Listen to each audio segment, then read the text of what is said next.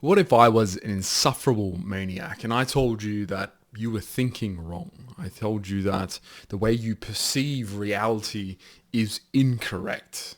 And you would probably laugh, spit in my face, call me a two-bit hustler, and then quickly 360-degree walk out the door. But the problem is that the way that we think about consciousness, the way that we define it, the way that we interact with its conception is probably flawed. And it's flawed because of the ways we approach lived reality and then the way that we try to conduct and interact with the resultant forces and experiences thereof, as we try to abstract out of concepts, and that's how we start to intuit and we start to interpret these things. So I'll read you here a quick excerpt from Klages where he expounds on this topic. And this is from Biocentric Worldview. Above all, however, objects are objects of thought, which we comprehend with the aid of concepts. Thus, both parties endorse the faith in the creative, or the formative, power of the human spirit. The idealist consciously, the materialist for the most part unconsciously. Therefore, we call the camp of the majority, comprising both the idealist and the realist, the logocentric school. The minority party, the party of opposition, we call the biocentric school. Its representatives look upon the matters in question as follows. All the proper objects of thought, both those mediated by thought and those immediately given, arise out of the sphere of actuality, but they do not contain actuality. For actuality can only be experienced, never conceived. And this is the crux of both this video, but in general, the way that we should think about consciousness. I am probably of the school, you could say, an apologist for the biocentric worldview over the logocentric, because when we start to consider how we interact with things, it becomes much more denatured if you treat them as if they were just experiences to be lived, and therefore you judge them and you adjudicate them in that way. I think it's probably a little bit pernicious, or at least imprudent, if you try to analyze everything and moralize and ethicalize everything. To say not everything is in this realm of axiology, and if you think we can make moral judgments and ethical judgments about all and every interaction rather than just living them and experiencing the ways that your soul or spirit is telling you, then you're losing out and missing out on a lot of both, I'd say, very sincere but deep, transcendent values. So like love, for instance, doesn't have an analytical framework like that. It's not something where we can say it's a realist or it's idealist. It just is. Love is the thing that we feel.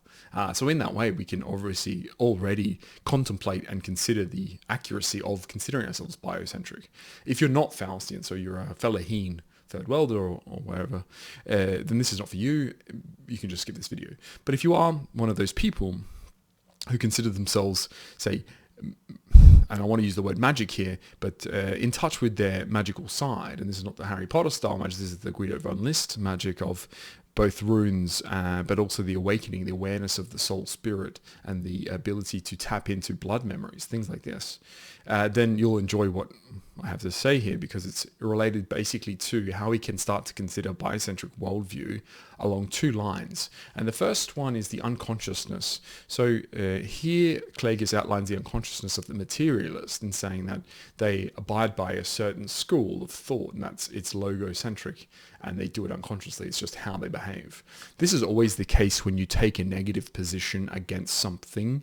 Because you're taking the opposition, you are playing by a certain rule set that's been promulgated, and you've avid, or you're at least acquiescing to those terms. You're saying, I'm willing to play by your rules, but I reject your primacy, and I'm going to go with the converse of that. And when you do that, you obviously have to make sure that the logic in it still flows.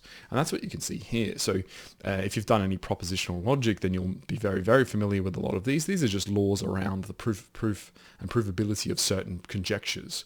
And if you have presuppositions and antecedents, axioms, things like this, where you go, my P is this, and then you can obviously get a resultant outcome from just pure logic, and that's knowing these symbols. Most of them are very simple, like this V is or, and the squiggly line there is a negative, and it's just a way of assigning certain values to a proposition, and thus making and ensuring that you're getting the logical, and this is the infallible outcome. But what happens here is just a process. This is just how we map certain things, and as Klages contends, we don't actually take these concepts as a lived reality. We abstract them out of it. These aren't actuality, because actuality is just experience. It's not conceived. We don't have an ability to take out of it. This is not to say we can't do that. It's just it's not part of the lived experience. Math independently lives out of the human mind. It's that once you have a conjecture, a mathematical conjecture, it exists now, and it maps and proves a certain relationship. But that's independent of us as humans and our lived experience. And this goes both into the domain of epistemology and certainly into hard sciences, but also around the metaphysical and philosophical concepts that we do contain in consciousness, what the implication of consciousness is. And this can be seen here, which with a really simple graph of a realist and idealist, and whether you're empirical or transcendental, and that you can assign and potentially arrogate certain feelings, or at least the positions, philosophical positions, to whether you feel as if an empirical realist will have a certain intuition here around objects, and then a transcendental idealist will have conditions around the possibility of experiences being ideal, whatever nature that is. But you can see here, once you've assigned yourself to this school to say, no, we will treat consciousness logically, you go into this, and this particularly this type of thinking, this rubric is maintained and you could say bombarded by people like Sam Harris, Daniel Dennett, who have a big focus on consciousness as it's analytically analyzed, which is maybe tautological, but the idea that you can continue to consider and equivocate to this very point now, because it's almost meaningless what the result is from an analytical standpoint. You can't analyze it. So what are you doing? You're performing a game. And by performing, I truly mean a performative analysis. It's something that seems very smart and it feels good, but it doesn't reflect what the lived experience is for that. And that can only be because Sam Harris, Daniel Dennett, these people, particularly in the analytical school, and this is not so much for, say, German continentalists in the 19th century, but the post-World War II structured American Anglosphere analytical, post-analytical school is related and is centrifugal around this core thesis that you have the ability to only approbate or disapprobate the idea that we are either realist or idealist, or I say materialist in some way. So once we can get over that hurdle and say, no, look, I'm actually going to embrace the idea that I just experience things as they are. And when you can tap into that intuition, and then the consideration around what's possible becomes much broader and grander. It's to say that magic doesn't feel so silly when it's not related directly to an analytical outcome. If I say A and it causes B, then that's just a causal relationship. This is how we deal with empiricism. This is how we deal with statistics.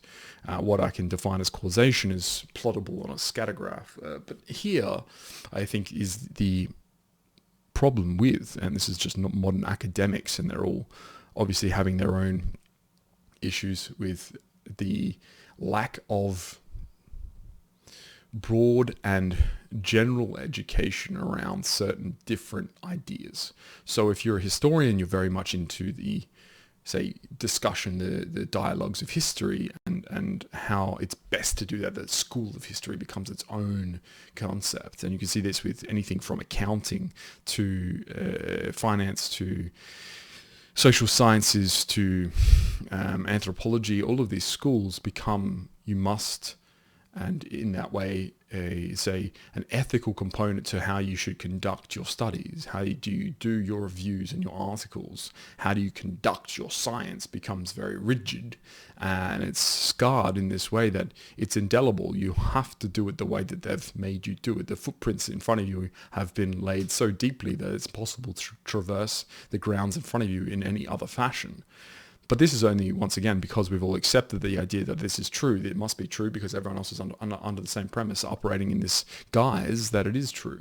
And I'm here to tell you it's not true. And this is why you could say I might be bloviating a lot on this topic, but it's important to get every single corner of this nuance covered in its own shining light. If you leave these penumbral spaces, then they start to haunt what is the conception you might have of, is my experience real and the actuality of experience, or is it something where I can start to diagnose it's contingent on me experiencing it, and thus I can abstract out of it and I can start to conceptualize it as objects, as ideas, as monads, all of these we say useless philosophical topics which are just getting away from what is actually just the intuited understanding of our own being, how we are viscerally connected to action from impetus and from, you could say, the exogenous factors of nature. So how does nature interact with us is the natural, and we can correspond and synonymize that with biocentric. It is the natural way. And so Klages speaks quite strongly into the idea that we have a soul and spirit, and I'll get into that in the next page here. But I just want to leave off by saying that I think at this point in time, you should start to consider, do I abstract out my life, all the experiences that I have? Are they actually lived, or are they things that I considered about? So do I go in with a forethought around how to behave in the way, then consider the way that I did behave, and then try to regurgitate those lessons or those experiences into my own head? And it may seem as if that this is too overwrought, or you're doing a calculus on something that's incalculable. But what you're really trying to do, or at least what I'm imploring you to, is understand that the way you're behaving is, I would say, out of touch, but is disconnected from the biocentric view or the biocentric way that you should be living your life.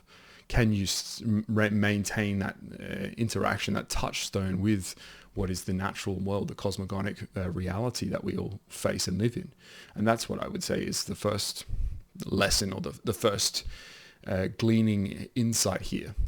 And in this realm, we start to consider the unconscious. And I think particularly for most of you who are partial to this realm of thought, of thinking, of study, you'll have heard of Carl Jung, who's delved quite deeply into what is psychology, you could term it. I think it does a disservice to his ability to diagnose the human condition a lot. But in general, his predecessor, or the forerunner of this, is Edward von Hartmann, who talked a lot about the unconscious, the philosophical of the unconscious. And in that, he discusses something called the absolute subject. It's this idea that we have the communal understanding, a spirit that actually transcends individuals and becomes the collective unconscious. And in that, I think you can clearly see it operating in almost all biocultures, particularly homogeneous ones, or I should say only and specifically homogeneous ones, because there is an understanding. And this can be evidenced in many separate ways. I think we can see how there's an ability for certain cultures to produce certain effects on such a regular occurrence that can't be anything else other than a disposition, a predisposition, but also this unconscious need for something. And when we talk Faustian, the Gothic soul, we're talking about a Gothic absolute subject. And this Gothic absolute subject is well defined in Spengler's metaphysics here on the infinite need for, or the need for infinite will to power. And in doing so, once we've understood that we all operate on this premise, then judging men juxtaposed one to another, we actually get what is fair game. And we say, look, we actually do comprehend that we're all in this together, fighting against each other together, which is the healthy competition aspect. We say there's a Viking parasitism around acquiring unfathomable amounts of booty, but there's also this idea that the knight and the virtue and the chivalric spirit, which upholds our socialistic duty to one another. We are all in it together so that we can compete against each other to succeed individually. It's this almost contradictory logic, but it does complement each itself, and it is synergistic. But once you introduce alien elements into it, then they don't comprehend this. So it's very difficult for someone who's not Faustian, who's not a Gothic soul. If your forefathers were not from the forests in the Teutoburg forest, then they won't understand this. It's not something that comes naturally to them. This is not to say every descendant of the Goths is someone who understands this stuff, but it's much more to say that there's a diagram, and inside of that circle is a smaller circle where it's only possible to experience and live these things if you were in the larger circle to begin with. So I think that is also something worth importance. It is probably worth reading von Hartmann. I found his treatise, at least Philosophy of Understanding, to be something unconscious, to be something worth reading from both the history of philosophy, but also just in general its philosophical results and outputs and learnings. So I think we start there. We start with this unconscious collective yearning. We also can intuit it, and you'll see Carl Jung did here in this way, that he has composed what is the model of the psyche. That is to say, he has tried to ascertain all the elements which go into why we are and who we are the way that we are in all these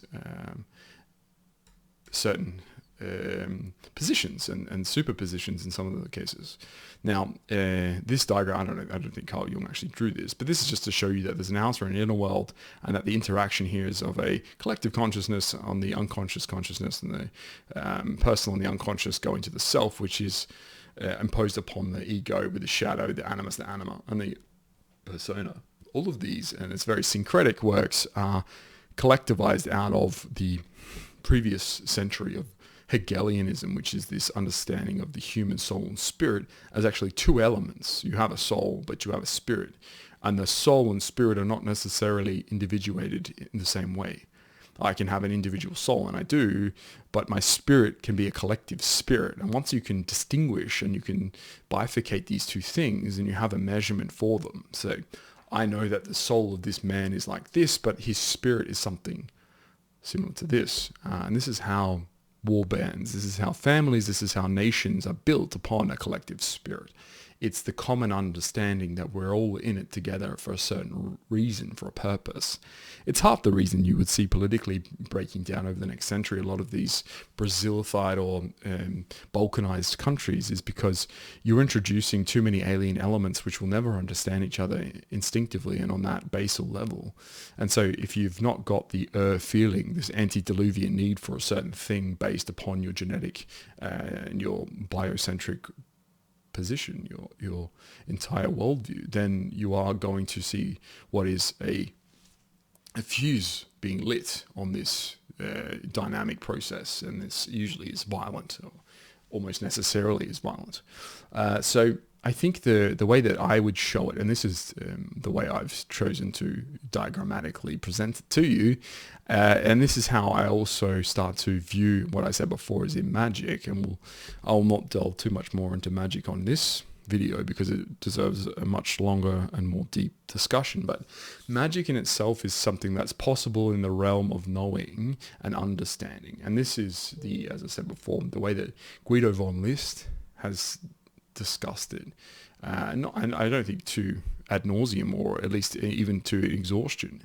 It's much more around his position on it, I think, was the first steps on the reignite or the reignition or the re-enlightenment of the Gothic man. Is to say, if there is an inner wisdom, can I find it? And I feel as if he probably did find it, at least the traces of it, the scent of it, and was able to show that there's an accessing point. You can go and embrace what is this soul-mind connection. And once you've awakened it, what does it tell you?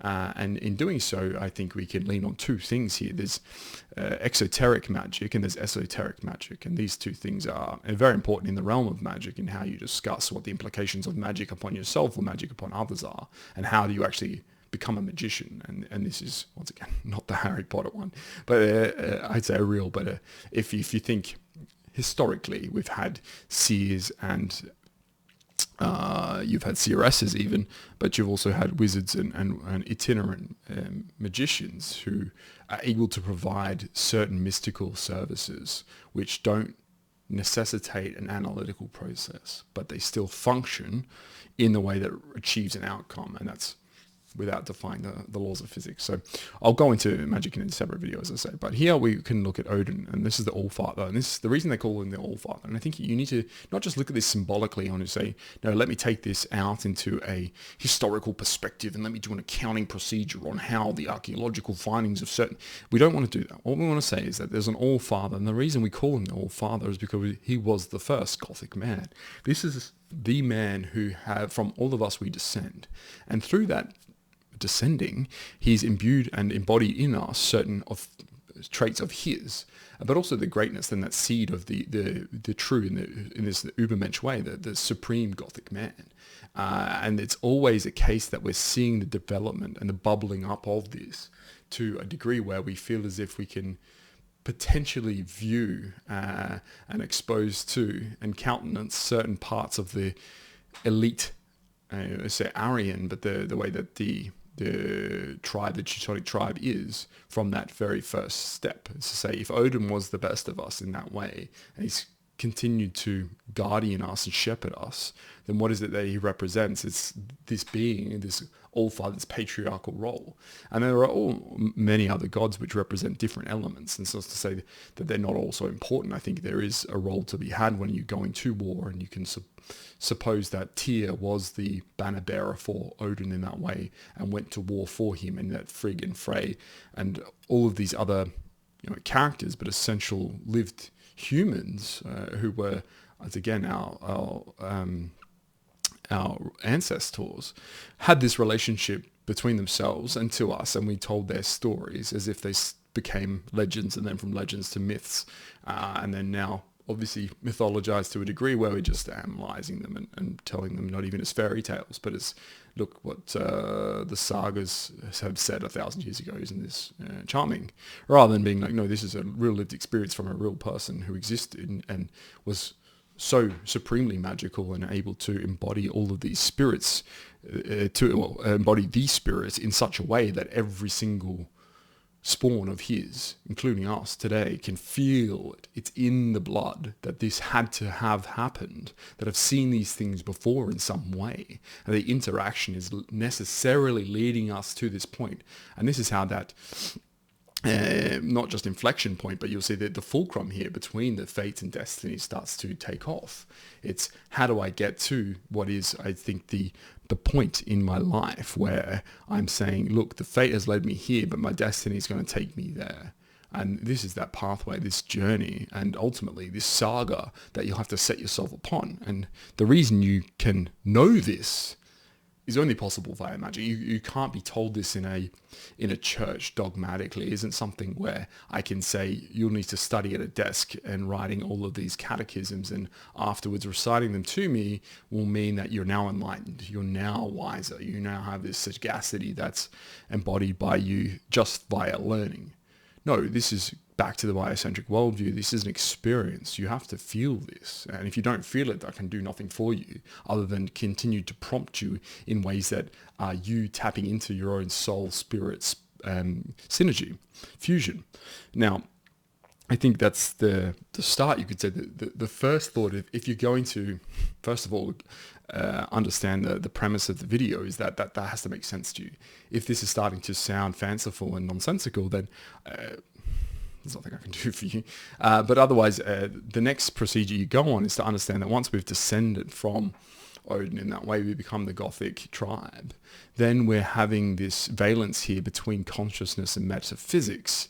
And this is a very important stage of the differentiation between logocentric and biocentric worldviews, because when you take what is the Gothic spirit, and that is the ideal of the will to infinite power. We say that this is the Faustian bargain that was struck as we sold their souls. Odin has said, look, your souls are mine, but what you get is my infinite need for, my will for infinite power. And to that level, we say we understand this. This is the consciousness part that's now interacting with the metaphysical setup that we've maintained. Is to say, you've got this antecedent. It's true. It just is. So now, how do I interact with it consciously? And this is, let me analyze it. Let me take it back and say, look, here's an essay. Here's all the accounts for it. Let me just do a peer review and let me compare it to other sources and see if, or you just say, look, it just feel like that's true, and it is true because I know it to be true, and there's no need for proof and validity and this external process of validation. It just is true, and biocentrically it makes sense, which is where we connect it to this idea of Jungian self. And I think it still is coherent, and there's a certain cogence to the idea that we can connect these things. The self has this embodiment of the shadow, as Jung calls it, is the darker elements of the unconscious to a large degree, where we say there are things in us that are those other sides. And if you are a Loki type, you're an archetype of a certain realm of, you're a trickster, you're more evil, you're more neutral, you're chaotic, and you can think even in the realm of D&D character selection here, if it's like a lawful good, lawful neutral, this sort of idea still maintains the notional agreed upon stages of being. It's to say, I am probably an archetype in these ways. I've covered archetypes before, but that's how we start to interact with the self, is that it is this combination. And both genetically and philosophically, that's who we have become. And you can become something else, but usually it's just a matter of living into or out of your destiny, and there's no other way to avoid it. The norns weave this skein of your life, and that you're either severed early and you become driftless in the void and either die or become no one, or you see where the destiny is laying it out for you, and if you follow it all the way to the end, then maybe and potentially you'll have done something, you'll have achieved some greatness, and at the very least you'll have very minimal regrets, because it was always the case that you needed to take these risks to live into what it was necessary for you to be great. And this heroism, this is the idea that the risks are commensurate to the reward. It's you live and fight the dragon, or you flee from it, but there is costs to pay on both ends, and one of them is for brave men and other one is for cowardly, meek churls. So and in that we can then, you say, circularly provide the reflection into, once again, the consciousness and the metaphysics. So this is how that cycle is fulfilled in ourselves. As we live the experience, it is an embracement or a change of ourself to a certain degree, where we reflect internally, and this is instantaneous and viscerally, that we agree that this was a good decision and we like the outcome, or we see the need to spurn it and to traduce it, because the implication is, if you're going through an experience you don't like, then it isn't something which necessarily is in agreeance and commensurate to your own soul and spirit, conjoined in that fusionistic way. So, and before this becomes too recondite and hermetical, we can consider that the realm of being in a lived understanding way, you yourself, as you sit there watching this video on your phone, on your TV screen, on your computer, is the fated position you were supposed to be in. This is an uncontrovertible, but it's a distinct position that has to be true because it is, because you're experiencing it. That alone should tell you how you don't necessarily need to analyze any of this. You just feel it. Is what I'm saying to you making you feel something? Because if it is, then that's what I'm talking about. This is that idea that you have this soul-spirit connection. And in that, I think, is what we call stage one of understanding, our own biocentric worldview.